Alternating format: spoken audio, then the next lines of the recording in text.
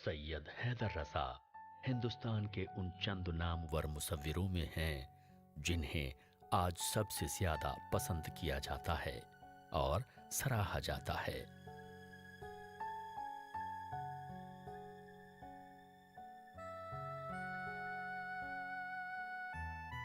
और उनकी बनाई तस्वीरें पेंटिंग्स के बाजार में लाखों डॉलर में फरोख्त होती हैं। और बहुत कम ही ऐसे हिंदुस्तानी फनकार हैं जिनकी तख्लीकात को इस कदर खुले दिल से सारी दुनिया में पसंद किया जाता है और कद्र कीमत की निगाह से देखा जाता है।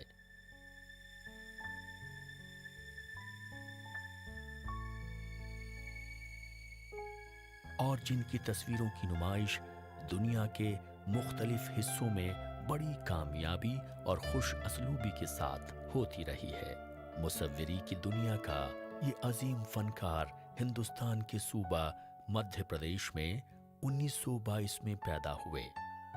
आपका खानदान एक मिडिल दर्जे यानी मिडिल क्लास का खानदान था, मगर सोच में आला दर्जे की बुलंदी पाई जाती थी।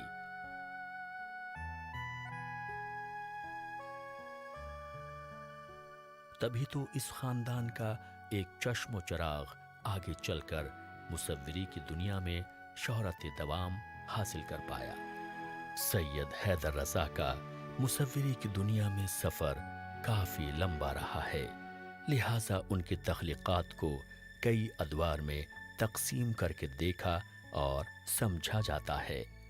जैसे 1947 से कब्ल उनकी जिंदगी और उनकी बनाई तस्वीरों के मौज़ूआत।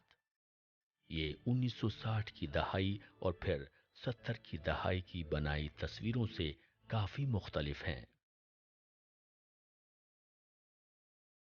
इसी तरह कुछ दहाई बाद उन्होंने बिल्कुल ही एक नया लबो लहजा इख्तियार कर लिया जो उनकी असल शनाख्त की वजह बना। मैं समझता हूँ रज़ा साहब बार बार ये कहते रहे हैं कि किसी भी कलाकार को अपनी शैली, अपना मुहावरा खुद तय करना चाहिए, गंभीर खोज के बाद। एक बात। दूसरी बात ये कि सफलता की हड़बड़ी में नहीं होना चाहिए कि जल्दी जल्दी सफलता मिल जाए, जल्दी जल्दी बाज़ार में आपका मोल बढ़ जाए, इत्यादि इत्यादि। ये सब भटकाने वाले रास्ते हैं। और तीसरी बात, आपके पास कुछ ऐसा कहने के लिए होना चाहिए जो किसी और ने न कहा हो। सैयद हैदर रजा मध्य प्रदेश के माधला जिले के बबरिया गांव में पैदा हुए। उनके वालिद मोहम्मद रजी हुकूमत के मुलाजिम थे और डिप्टी फॉरेस्ट रेंजर के ओहदे पर फाइज थे। उनकी वालदा का नाम ताहिरा बेगम था और उनकी परवरिश में उनका रोल काफी नुमाया था। वालिद साहब अक्सर अपनी मनसबी जिम्मेदारियों की वजह से बाहर ही रहते थे, लिहाजा ज्यादातर वक्त वो अपनी माँ और भाई बहनों के साथ गुजारा करते थे। ये वहाँ का कुदरती माहौल ही था जो उन्हें ड्राइंग और मुसव्विरी की दुनिया की तरफ खींचने में मुआविन साबित हुआ। मेरा मन स्कूल में नहीं लगता था और एक बार मुझे बहुत जीवता से याद आती है। मैंने अम्मा से कहा, मुझे स्कूल मत जाओ, मुझे स्कूल नहीं जाना, मुझे स्कूल पसंद नहीं। वो पिताजी को भी बताया उन्होंने, पिताजी ने स्कूल के टीचर्स को बताया, तो टीचर्स एक बहुत ही विद्वान मनुष्य, मैंने एक दिन सारा की पढ़ाई के बाद मुझे रोका और कहा, बेटा मैं तो नहीं, घबराओ मत, देखो मैं तुम्हारे लिए ये दीवार पे एक चिन्ह बनाता हूँ, इसको बिंदु कहते हैं, इसकी ओर तुम अपना ध्यान दो। तो मैंने पेंसिल लेके एक छोटा सा बिंदु बनाया दीवार पे। मैं बैठा था वरांडे पर और उसकी ओर देखा।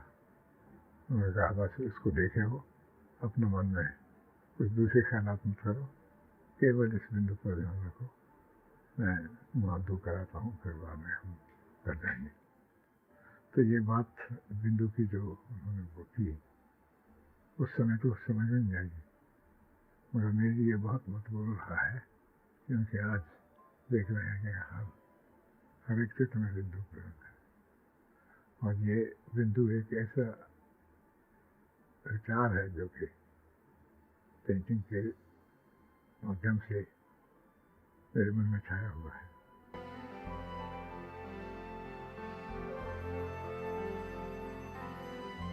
हालांकि मध्य प्रदेश का ये इलाका खूबसूरत और खुशनुमा पहाड़ों के लिए नहीं जाना जाता, मगर वहाँ की जंगल और कबायली तर्ज जिंदगी काफी लोगों को मुतासिर करती है।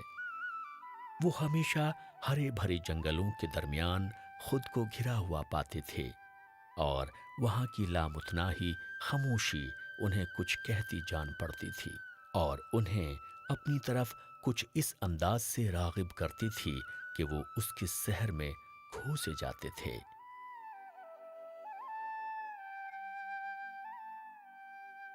यही वजह है कि जब उन्होंने कुछ होश संभाला और कागज के कैनवस पर तस्वीरें उतारना शुरू की, तो सबसे पहले उन्होंने अपने इर्द गिर्द के कुदरती मनाजिर को ही पेंट करना शुरू किया।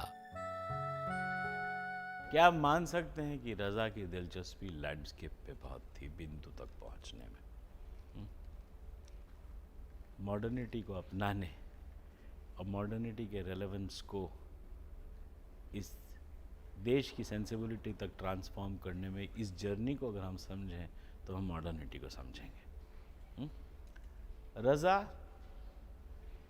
की अंडरस्टैंडिंग कलर की, लैंडस्केप की, एब्स्ट्रैक्शन की, एब्स्ट्रैक्शन स्वयं में क्या है, उस इसेंस तक पहुंचने का प्रयास जिसमें कोई भी पेरिफेरी की आवश्यकता ना हो, जिसमें कोई भी एडिशनल डिस्क्रिप्टिव एलिमेंट्स ना हो, सूक्ष्म इसेंशियल हो। इन्हें वो मनाजिर इतना भाते और गिरविदा करते कि वो हमा वक्त उन्हीं की तस्वीरें बनाया करते। इसी दौर उनका तालीमी सिलसिला भी जारी व सारी रहा। आपने 13 साल की उम्र में हाई स्कूल की तालीम के सारे मराहिल को पार कर लिया। आप गवर्नमेंट हाई स्कूल दामवाह के तालिबे इल्म थे। चूंकि मुसव्विरी से फितरी लगाव था, लिहाजा आगे की तालीम के लिए उन्होंने नागपुर का रुख किया, जो महाराष्ट्र का एक बेहद मशहूर व मारूफ शहर है। वहां उन्होंने नागपुर स्कूल ऑफ आर्ट में दाखिला ले लिया। वहां उनका क़याम 1939 से 1943 तक रहा। फिर उसके बाद मजीद बेहतर तालीम के लिए मुंबई चले गए। वहां sir J school of art में दाखिला ले लिया। 1943 से 1947 तक वहां उन्होंने बड़ी दिलजमई के साथ मुसव्विरी की तालीम हासिल की।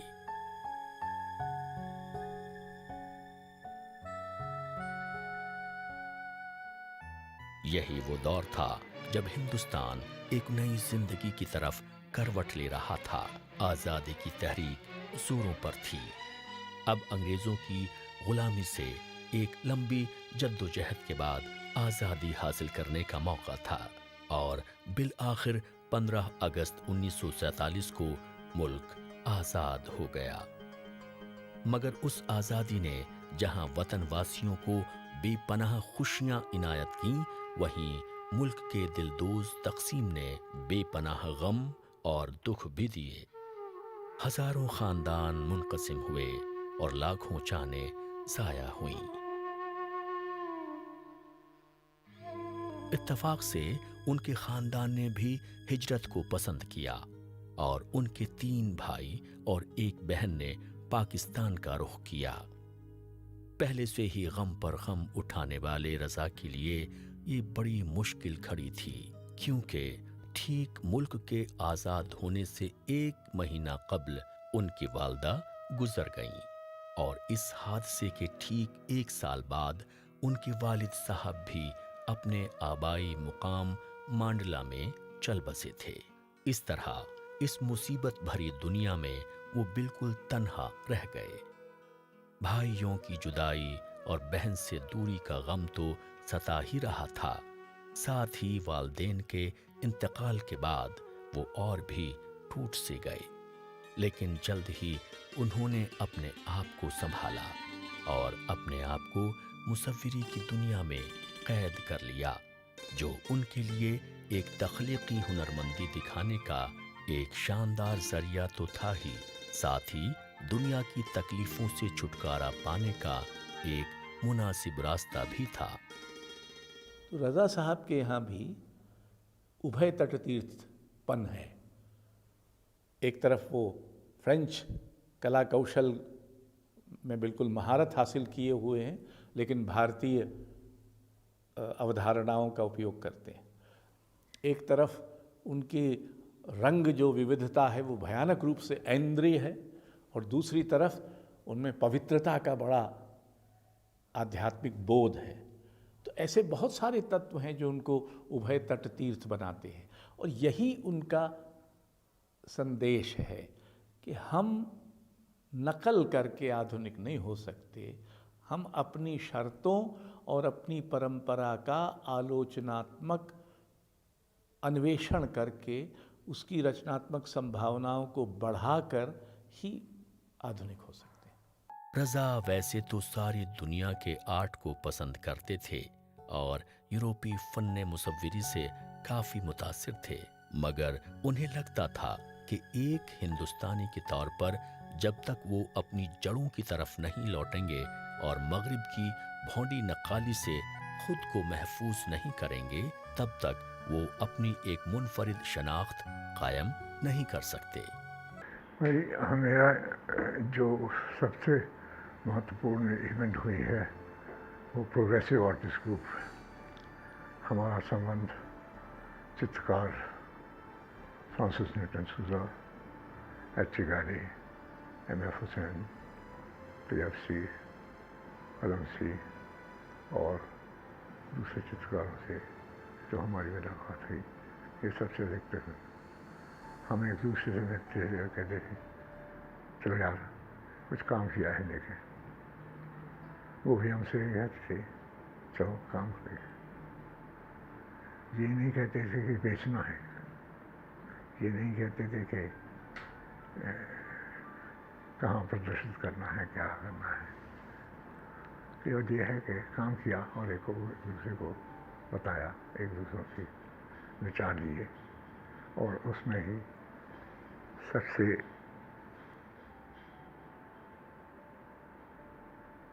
ادھک فائدہ ہوتا تھا، کیونکہ انہوں نے ہمیں چتر کو دیکھ کے اپنی رائے دی، ہم ان کے چتر کو دیکھ کر اپنی رائے دیتے، اور دھیرے دھیرے ہم آگے بڑھتے جاتے۔ لہٰذا اس مقصد کو حاصل کرنے کے لیے اپنے چند ہم خیال ساتھیوں کے ساتھ مل کر انہوں نے ممبئی میں پروگریسو آرٹسٹ گروپ کی بنیاد رکھی اور ساتھیوں کو اس بات کے لیے آمادہ کیا کہ وہ اپنی ایک الگ سوچ اور سمجھ کے ساتھ تصویریں بنائیں اور خود کو ہندوستانی قالب میں ڈھال کر پیش کریں۔ ان کے ساتھیوں نے بھی ان کی گزارش پر لبیک کہا اور ان کے ہمراہ ہو گئے، جن میں ایف این سوزا جیسے عالمی شہرت یافتہ مصور پیش تھے۔ جو ہم کر رہے تھے وہ یہ تھا کہ بھارتی چترکلا کو نقل نہ کی جائے، اس کا دیکھ کے سمجھ کے کچھ نیا ورژن دیا جائے، اور انگریزوں کا یہ خیال تھا کہ یورپین ریئلزم کو آگے بڑھا جائے۔ یہی انہوں نے اسکولوں میں، آرٹس انسٹیٹیوشن میں پڑھانے کی کوشش کی۔ ہم سوچ رہے تھے اور ہم نے دیکھ مجھ کے کام کیا. سوزن نے اپنی طریقے سے، حسین نے اپنے طریقے سے، گاڈے باکری وغیرہ نے، میں نے اپنی طریقے سے. اور پہلے تو لوگ ہنستے رہے، ہمیں اس کی کچھ پرواہ نہیں تھی، ہم کام کرتے رہے ڈٹ کے. ان کی تصویروں کی پہلی کامیاب نمائش 1946 میں ممبئی آرٹ سکول سلون میں منعقد کی گئی اور اس سوسائٹی کی طرف سے انہیں سلور میڈل سے نوازا گیا، جو کسی بھی ایک نوجوان مصور کے لیے بڑا حوصلہ پیدا کرنے والی بات تھی. ان کی زندگی میں ایک ڈرامائی موڑ تب آیا جب انہیں حکومت فرانس کی طرف سے ایک اسکالرشپ کی پیشکش کی گئی. انہوں نے کھلے دل سے اس پیشکش کو قبول کیا اور وہاں کے مشہور و معروف college École Nationale de Beaux Arts کے طالب علم ہو گئے. وہاں اس کالج میں 1950 سے 1953 تک ایک کامیاب طالب علم کے طور پر انہوں نے فن مصوری کی باریکیاں سیکھیں. وہ کھلے دل سے ہمیشہ اس بات کا اعتراف کرتے ہیں کہ دراصل مصوری کی باریکیاں انہوں نے فرانس میں رہ کر ہی سیکھیں. یہی وجہ ہے کہ طالب علمی کا زمانہ گزر جانے کے بعد اسی ملک میں قیام کو پسند فرمایا اور ملک کی راجدھانی پیرس سے کئی 100 کلومیٹر دور ایک خاموش گاؤں کو پسند کیا، جہاں وہ قدرتی مناظر کے درمیان رہ کر تصویریں بنانا پسند کرتے تھے. وہاں کے گھر، وہاں کی آب و ہوا، وہاں کے لوگ اور وہاں کی طرز زندگی سبھی چیزیں بے حد متاثر کرتی تھیں اور اسے رنگوں اور برش کے ذریعے سے کینوس پر اتارنا پسند کرتے تھے. وہیں انہوں نے اپنی طالب علمی کے زمانے کی ایک ساتھی جینین مونگلیٹ سے شادی کر لی اور ان کی والدہ کی خواہش کا احترام کرتے ہوئے فرانس کو ہی اپنا نیا وطن بنا لیا. رضا کو لیکن بار بار یہ احساس ہوتا تھا کہ کہیں نہ کہیں ابھی بھی انہوں نے اپنی مصوری کی اس روح کو حاصل نہیں کیا ہے جس کے لیے وہ بے تاب رہا کرتے تھے، اور ان کی وہ بے چینی ایک بار پھر انہیں اپنے وطن عزیز ہندوستان کی طرف کھینچ لے آئی. وہ یہاں کی قدیم مصوری کی روایت سے خود کو جوڑنے کی کوشش میں مصروف ہو گئے. ساتھ ہی یہاں کی روحانی دنیا میں کچھ اس قدر غوطہ لگایا کہ ایک در نایاب ہاتھ آ گیا. انہوں نے بندو یعنی صفر کو اپنی زندگی کے عروج و زوال کے اہم مرکز کے طور پر تلاش کر لیا اور اسی کو پھر اپنی پینٹنگز میں استعمال کرنے لگے. بندو کا ہماری فلسفی میں، ہمارے کلچر میں، ہماری کلا میں بہت مہتو ہے، اور اسی وجہ سے رضا صاحب اس کو اپنے کام میں مجھے لگتا ہے اتنا پریڈومیننٹ استعمال کرتے ہیں. تو اس سے ان کا کام سٹینڈ آؤٹ بھی ہوتا ہے. یہ ان کی ایک نشانی ہے، ایک چنہ بن گیا ہے. جب ہم کسی کام میں ایک بندو دیکھتے ہیں تو لگتا ہے یا تو رضا صاحب کا ہے، اگر ان کا نہیں ہے تو ان سے انفلوئنسڈ کام ہے. ان کی روحانیت کی طرف یہ شروع کیا گیا سفر اور بھی تیز سے تیز تر ہوتا چلا گیا، اور پھر خدا اور اس کی کائنات کے سربستہ رازوں کو اپنی مصوری کا موضوع بنانے لگے، جس میں ٹرائنگل کا استعمال بے حد اہم تھا. انہوں نے یہ ایک آرٹسٹ کی جو سادھنا ہوتی ہے اس کو زیادہ پرکاشت کیا ہے، بندو لے کے اور ایک پوائنٹ پہ کیندرت کرنا. آپ جانتے ہوں گے کہ ہندوستان میں گنیش کی مورتی بڑی پاپولر ہوتی ہے. میں بھی سوچتا تھا یہ موٹا سا ہاتھی ہے، یہ کیوں، کیا خاص ہے اس میں.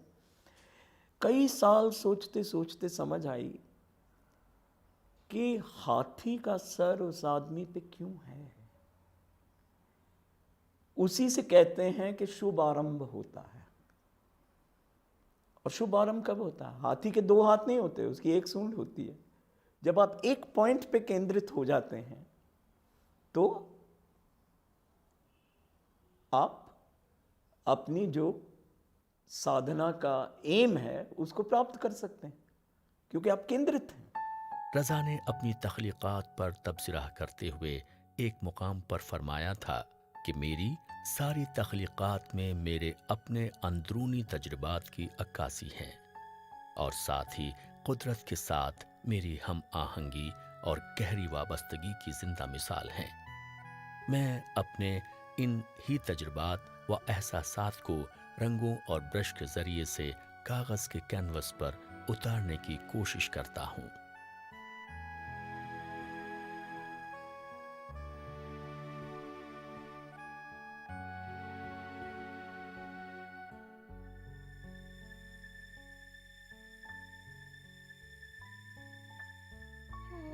पाँच अप्रैल 2002 को उनकी शरीके हयात भी उन्हें दुनिया में तन्हा छोड़कर चली गई। लेकिन दुनिया के इस मकबूल तरीन फनकार के लिए उनकी मुसव्विरी उनकी जिंदगी की अलामत है।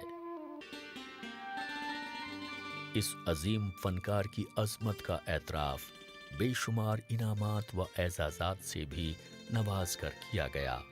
उन्हें हुकूमत हिंद ने 1981 में पद्मश्री से नवाजा और साथ ही मध्य प्रदेश हुकूमत ने अपने बावकार इनाम कालिदास सम्मान से नवाजा। 2007 में भारत सरकार ने एक बार फिर उन्हें पद्म भूषण का खिताब अता किया। साथ ही वो हिंदुस्तान क्या पूरे एशिया के पहले फनकार थे जिन्हें उनकी मुसव्विरी के मैदान में आला कारकर्दगी के लिए 1956 में हुकूमत फ्रांस की तरफ से पैरिक्स डॉलिक्रैटी इनाम से नवाजा, जो बिलाशुबा उनके लिए एक बड़ी बात तो थी ही, साथ ही पूरे मुल्क के लिए सर फख्र से ऊंचा करने वाली बात भी थी।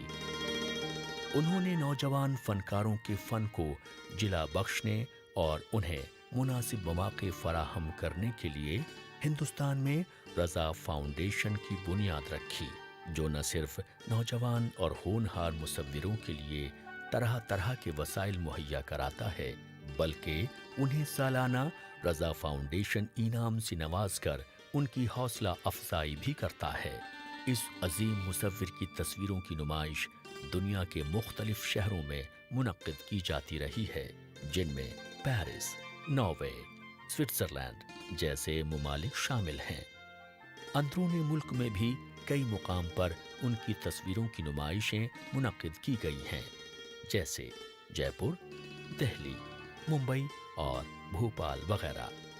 मुसव्विरी की दुनिया का ये अजीम फनकार अब अपनी जिंदगी की एक लंबी पारी खेलने के बावजूद आज भी सरगर्म अमल है और अपने फन और अपनी तख्लीकात से दुनिया का दिल जीत रहे हैं।